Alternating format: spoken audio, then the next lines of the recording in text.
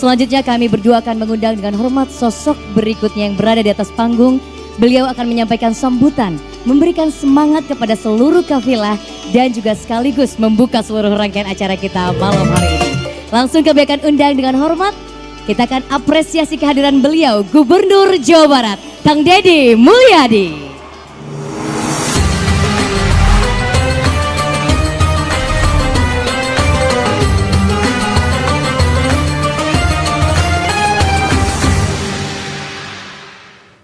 Assalamualaikum warahmatullahi wabarakatuh. Sampurasun. Alhamdulillah wa syukurillah wa nikmatillah la haula wala quwata illa billah. Allahumma sholli ala sayyidina Muhammad wa ala ali sayyidina Muhammad. Yang saya hormati, saya muliakan, saya banggakan seluruh peserta Musabaqah Tilawatil Quran dan Hadis yang lama mengaji di masjid, mengaji di pesantren, berguru di LVTQ, memasuki babak kualifikasi ikut musabaqah di tingkat desa, di tingkat kecamatan, di tingkat kabupaten, dan hari ini di tingkat provinsi Jawa Barat. Saya ucapkan terima kasih atas ketekunannya mengaji, membaca Al-Quran, memasukkan dalam relung hati yang paling dalam, sehingga Al-Quran itu nanti menjadi indera keenam dalam setiap manusia yang beriman dan beramal saleh.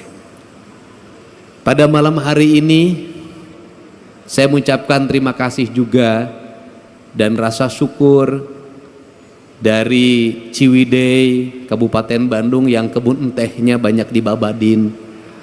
Mudah-mudahan ke depan bisa kembali hijau karena Quran mengajarkan hijau, dan saya lihat Kabupaten Bandung juga bajunya hijau, makanya alamnya tidak boleh berubah, harus tetap hijau. Karena dari alam yang hijau akan mengalir air yang jernih dan putih.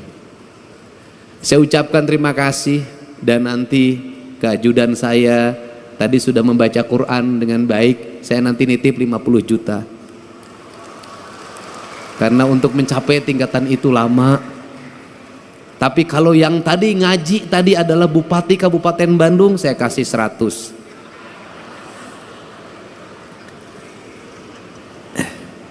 Saya mengucapkan terima kasih juga pada Kang Maman Imanul Haq. Ini tokoh santri yang menjadi politisi yang tetap konsisten pada keislaman dan kesundaan yang saya tahu. Sehingga kalimat kesundaan, mohon Pak Kemenag, Pak Kanwil, itu ketika saya wakil bupati dulu, ada dosen Universitas Pasundan bernama Hidayat Suryalaga. Dia menulis terjemah Al-Quran dalam rumpaka Sunda yang sudah disusun dalam bentuk mamaos.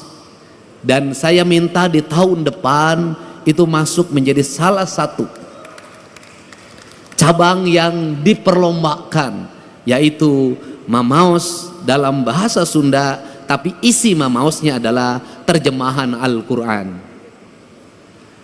Saya ucapkan terima kasih juga, karena kalau tidak saya sebut nanti saya dimarahin oleh Pak Bupati. Kang Asep Romli, terus anggota DPR RI juga, keluarga besar Bedas, tepuk tangan, saya ucapkan terima kasih. Saya mengucapkan terima kasih pada Pak Ketua DPRD Provinsi Jawa Barat yang mewakili Pangdam 3 Siliwangi, yang mewakili Kapolda Jabar, yang mewakili Kepala Kejaksaan Tinggi Jawa Barat, yang mewakili Ketua Pengadilan Agama Provinsi Jawa Barat, Ketua Pengadilan Tinggi Provinsi Jawa Barat. Semoga kita semua dalam keadaan sehat walafiat. Saya mengucapkan terima kasih atas kehadiran Ibu anggota Komisi 5 DPRD Provinsi Jawa Barat, Ibu Humaira. Saya ucapkan terima kasih, bajunya putih sama dengan saya. Para bupati, para wali kota yang hadir pada kesempatan malam hari ini beserta istrinya, mohon sabar, saya tidak akan dulu beserta istri sampai wangsit nanti datang. Pak Ketua MUI, saya ucapkan terima kasih atas kehadirannya.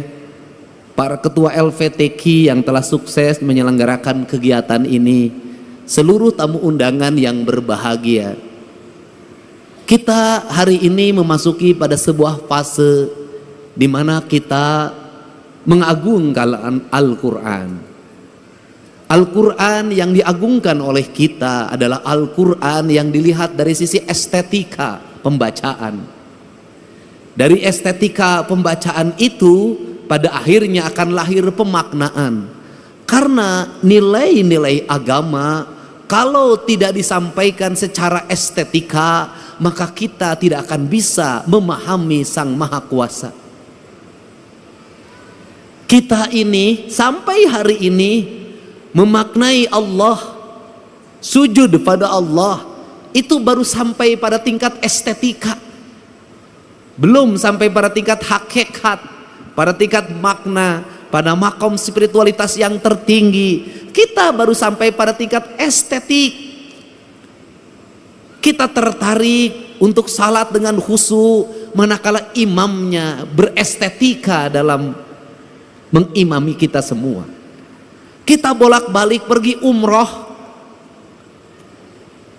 merasa nyaman sholat di Masjidil Haram, itu karena salah satu faktornya menurut saya, pertama jauh dari rumah sehingga tidak dikejar sama yang nagih utang di depan rumah, meninggalkan pekerjaan-pekerjaan yang ada di rumah, seluruh problem ditinggal semua. Kemudian yang berikutnya juga imamnya memiliki kualifikasi orang yang mumpuni di dalam mengimami kita dalam hafalan Al-Qur'annya.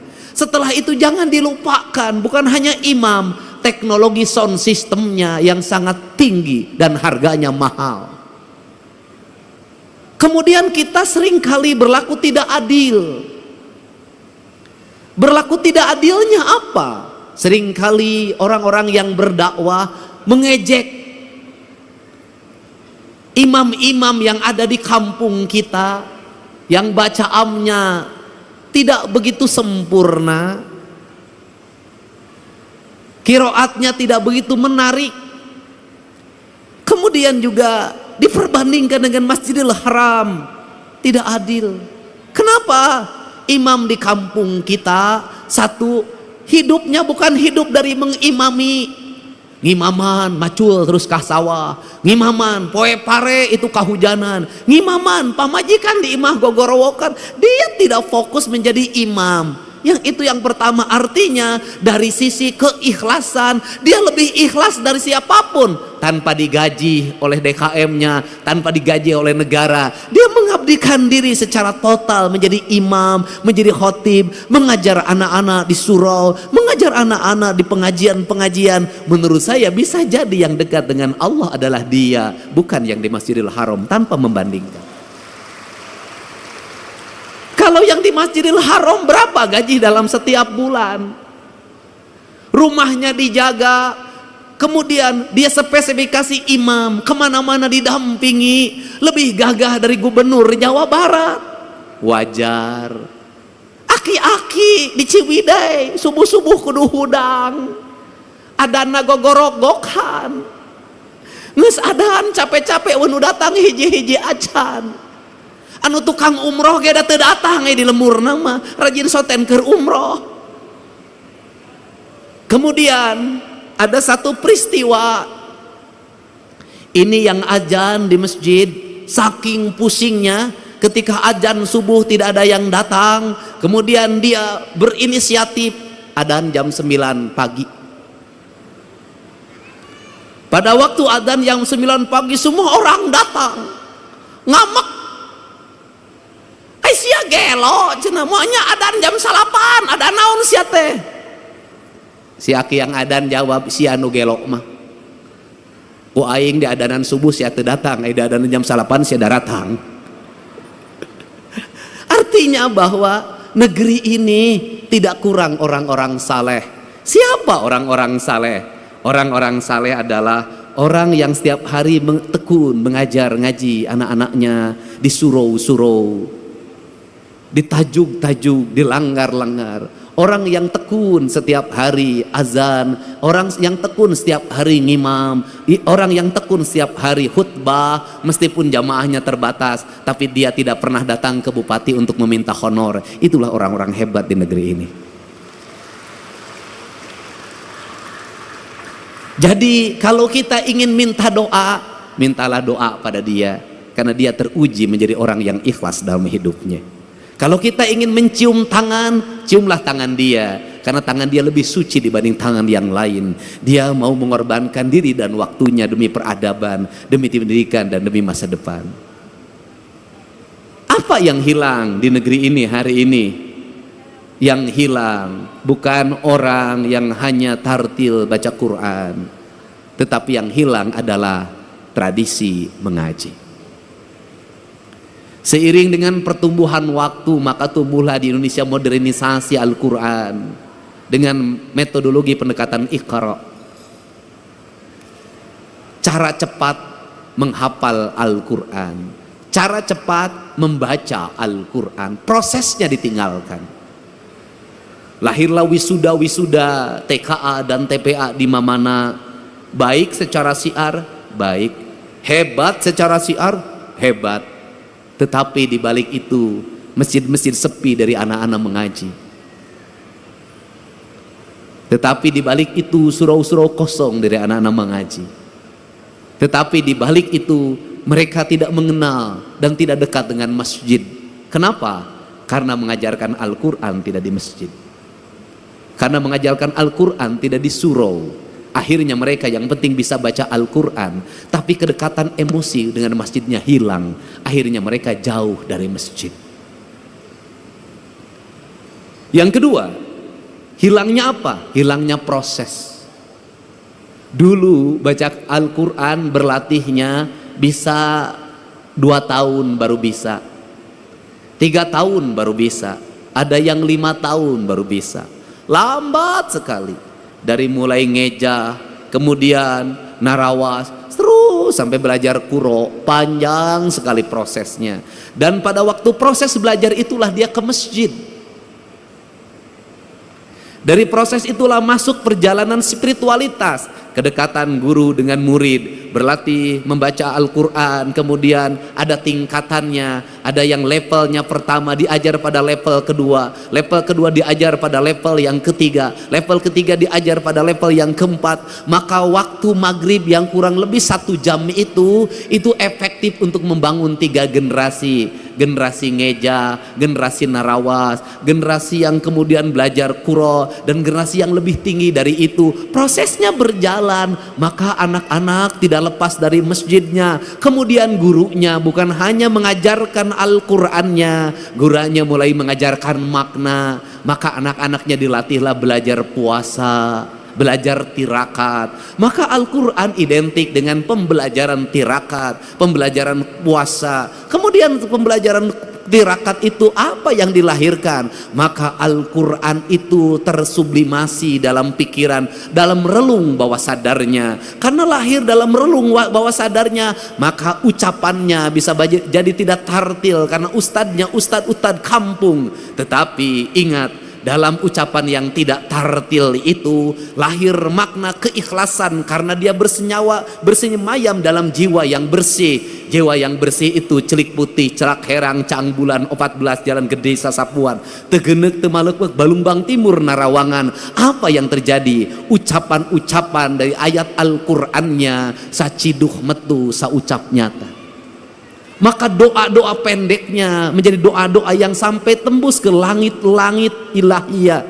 Doa-doa pendeknya menembus batas, menembus pandang. Maka lahirlah anak-anak yang bercahaya. Karena lahirlah anak-anak bercahaya, maka anak itu tumbuh menjadi para pemimpin, tumbuh menjadi kaum-kaum pergerakan, tumbuh menjadi kaum-kaum perubahan. Maka ucapan-ucapan Allahu Akbar yang lahir dari surau-surau kecil itu melahirkan ucapan kebangsaan yang memerdekakan perbudakan, memerdekakan ketertinggalan, menjadi spirit dalam sebuah perubahan tanpa biaya apapun dalam kehidupannya ini. Maka berhati-hatilah ketika syiar sudah begitu besar, Ketika anggaran semakin membesar, bahkan jadi anggarannya sangat besar, ada dua sisi mata pedang. Yang satu membukakan syiar terlihat di media sosial, tetapi yang lain bisa jadi meredupkan cahaya yang ada dalam setiap relung manusia. Maka untuk itu tadi saya berpesan, ini bukan forum balapan Formula E, ini bukan forum liga, ini adalah forum spiritualitas. Tidak penting menjadi juara umum, tidak penting. Tidak penting menjadi juara pertama, kedua, ketiga, tidak penting. Tetapi yang lebih penting dari itu adalah Al-Quran masuk dalam cahaya ketua penyelenggara, sehingga ketua penyelenggaranya menjadi adil dalam tindakannya. Al-Quran masuk dalam cahayanya Gubernur Jawa Barat, sehingga Gubernur Jawa Barat bertindak adil dalam kebijakan-kebijakannya. Cahaya Al-Quran masuk ke relung hatinya Bupati, maka tindakannya menjadi adil. Dari gerakan membaca Al-Quran ini, maka terbebaslah orang-orang miskin, terbebaslah anak-anak yatim, terbangunlah peradaban hidup yang silih asa, silih asi, silih asu. Maka disitulah Al-Quran menjadi cahaya. Karena Al-Quran menjadi cahaya, maka Al-Quran bercahaya. Karena Al-Quran bercahaya, maka cahayanya terhampar. Maka Al-Quran tidak hanya dipahami tulisan yang ada dalam mushaf, yang kita lombakan, yang kita pertahankan, yang kita cium ketika ingin membacanya, yang kita simpan di atas kepala kita, yang kita simpan di rekal, dan ketika kita tidak berwudu maka tidak berani menyentuhnya, kayak saya NU. Tidak berani menyentuhnya. Tetapi di balik itu kita memahami gunung-gunung itu adalah hamparan Al-Quran. Sungai Citarum itu adalah hamparan Al-Quran. Sawah-sawah yang terhampar adalah hamparan Al-Quran. Matahari adalah hamparan Al-Quran. Bulan adalah hamparan Al-Quran. Bintang adalah hamparan Al-Quran. Seluruh yang ada, makrokosmos dan mikrokosmos adalah hamparan Al-Quran. Dan semuanya mereka bertasbih kepada Allah, yang dalam setiap waktu dia berucap Subhanallah walhamdulillah wala ilaha illallah. Kalau sudah seperti itu, maka surau-surau itu menjadi lentera penggerak. Kalau sudah seperti itu, maka kita adalah manusia yang paling bersyukur. Kenapa? Kita manusia yang paling bersyukur. Al-Quran diturunkan di Jazirah Arabia, di tanah yang tandus dan kering.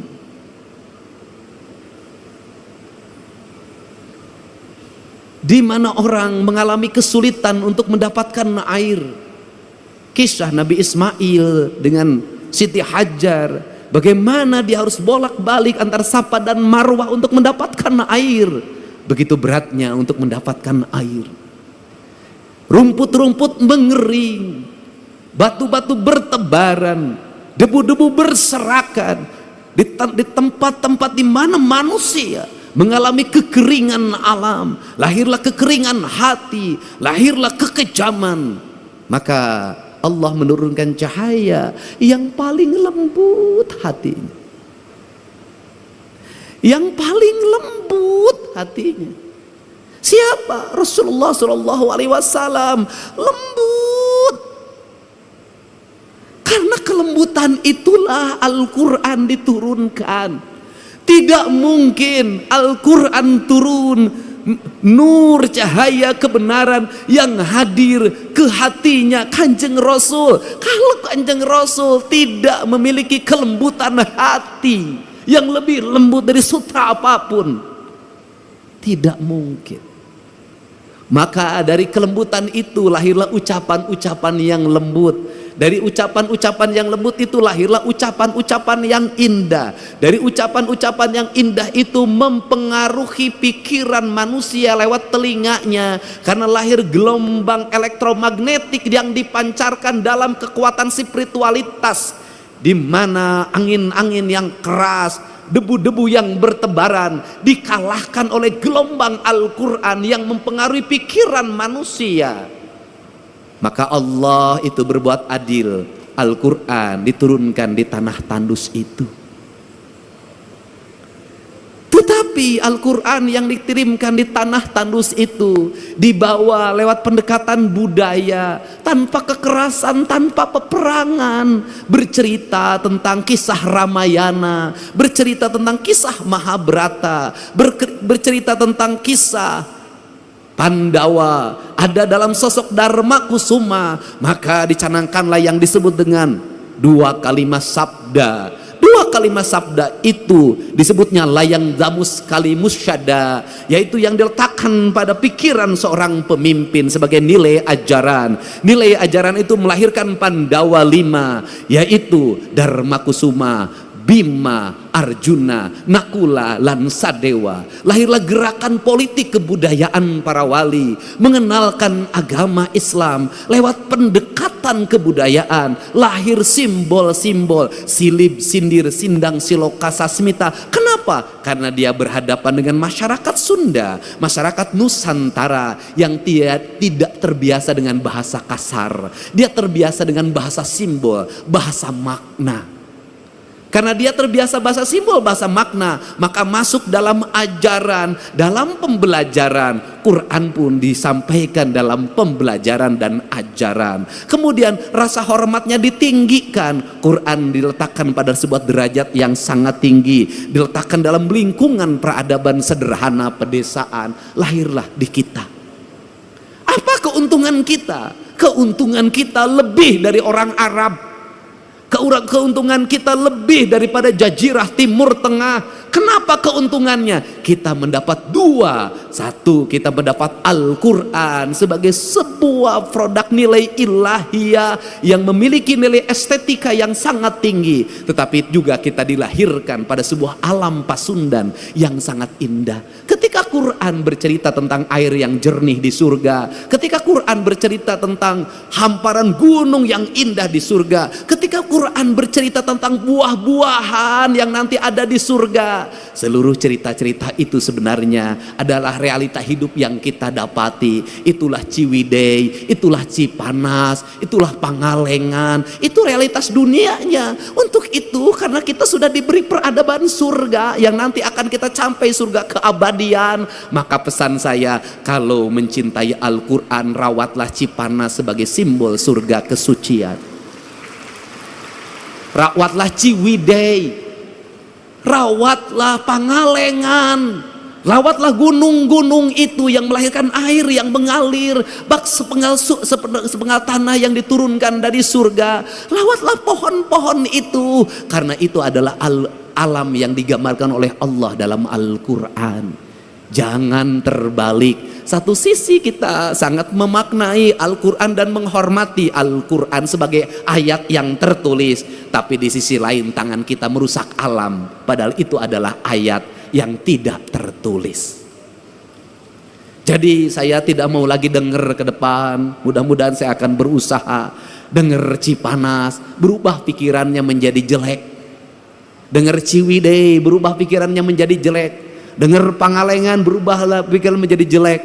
Saya ingin ketika mendengar itu, maka denyut nadi kita berkata, ya Allah, ku dapatkan surga di tanah Sunda. Suatu saat surga itu tetap akan terjaga sampai aku bertemu denganmu di alam surga keabadian.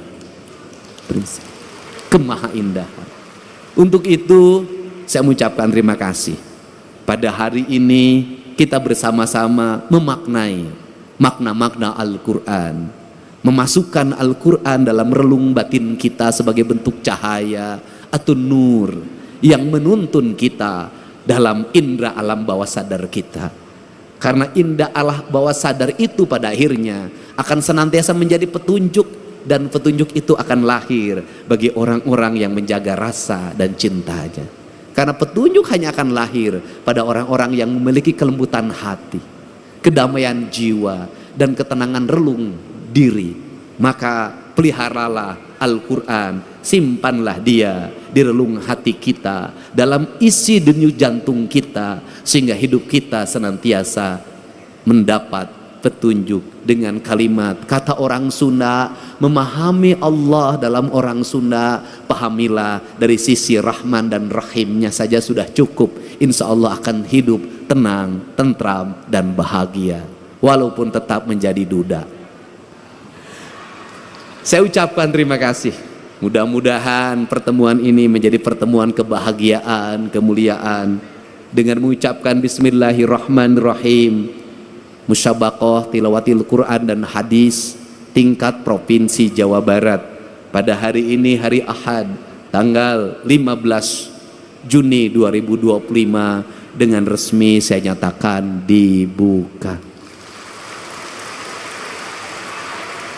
Semoga Quran menjadi dasar dalam seluruh pengambilan keputusan bagi para pemimpin. Semoga Quran menjadi dasar bagi ketenangan hidup bagi rakyatnya.